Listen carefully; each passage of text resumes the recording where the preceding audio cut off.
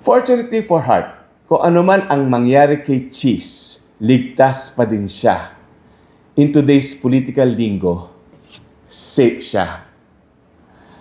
She is not legally liable kasi ano yun? Anti-fencing. Alam niyo ba kung ano yung anti-fencing?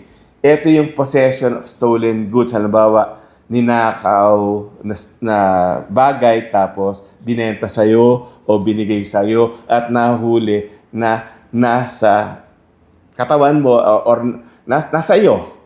Parang yun ang anti-fencing law. Kung ano man ang ibinigay sa kanya ni Cheese, siguradong hindi naman yan siguro sinungkit sa sampayan ng kapitbahay. But yun ay kung mapapatunayan na guilty nga si Cheese. Actually, may batas na nagbabawal sa mga pamilya ng mga government officials na mamuhay ng marangya. Pero na-enforce ba yun ever? At madaling ma-justify yung kay Hart dahil artista siya.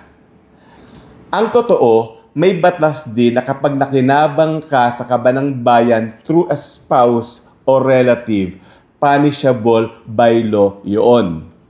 Again, ang hirap ipatubad nun. At saka, imbis na si Hart, di yung mga tiwaling senador at congressman na at saka yung mga DPWH contractors ay ipakulong. Ito ngayon ang latest, ha? May lumabas na French citizen na raw si Hart kasi sa DNA testing niya, may French blood siya mga 5%. Tapos may Parisian apartment pa.